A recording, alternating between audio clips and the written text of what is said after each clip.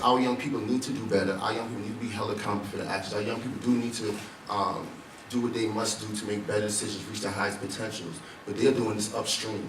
They're doing this in a way that they should not have to do it. When you are a youth and you grow up lower class, or you experience racial inequality, you experience any type of inequality in your classroom, in your society, etc. Oftentimes, we feel it, we understand something is wrong, etc., but you can't necessarily name the system. There's a level of truth-telling and uncovering and revealing the systems that we don't know that are at play. And I think Marlon said it as well about swimming upstream.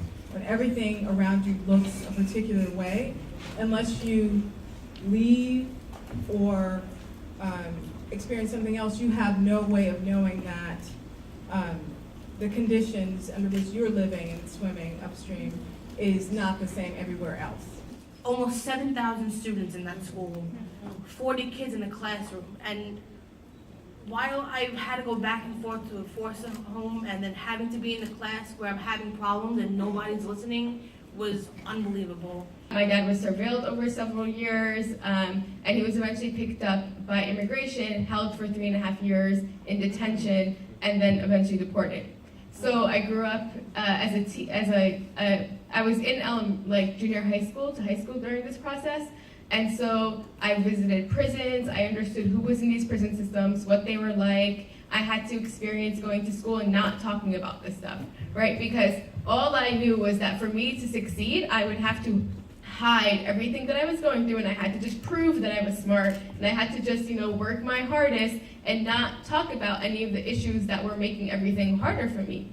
So I think that there needs to be a restructuring of a lot of the ways that teachers set up classrooms, and they need to understand their own privileges. They need to understand how to recognize these things and how to deal with them, at least on a basis level, because most of New York school educators don't even have a foundation on this stuff, right? Again, we need to talk about it. We need to talk about race. We need to talk about class. We need to talk about people being undocumented. These are not these are our lives. They're not issues in a newspaper. These are our lives. Things are so crazy right now, and you don't know who's going to be next, that we have to look at the intersectionality of all of our lives and the way in which our futures are tied to one another, and be able to show up for one another and really think about what it means to be in true community with one another. How do we, and I think Abir, you talked about this a little bit, empower students and families to really start advocating for these larger systemic changes? So not just saying, okay, well, I'm going to take my kid out of this school and put them in a private school. How do we build communities that work for entire families and the people who live there? Change happens from the bottom up. Everything I've seen, that's why community-based organizations are so important, whether it's big groups or small groups, that when people are organized, they're more impactful.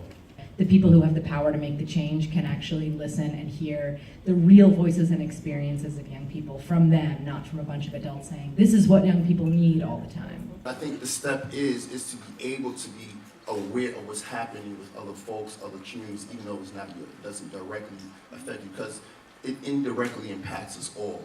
Looking at organizations that are large or are small, but are youth-led, are meeting the needs of young people where they're at, are empowering them to be able to make the change they want to see happen, and are being able to get the supports that they need. There's so many opportunities out there, but you have to speak up, and you have to get to know people, and you have to get your voice out there and heard, and there's so many people that will go to the world and back to help you, and I'm just grateful to be where I am now. I think the most important thing is follow your passion and find others that share that passion, because in numbers there's strength. And I go back to my first protest 42 years ago. It was, at that time, ending apartheid was a dream. People thought, oh, it's a powerful government that's been entrenched for a century, I think, and it took 20 years. But I lived long enough to see apartheid dismantled, and the first African president of South Africa. So find your passion and find others that share it.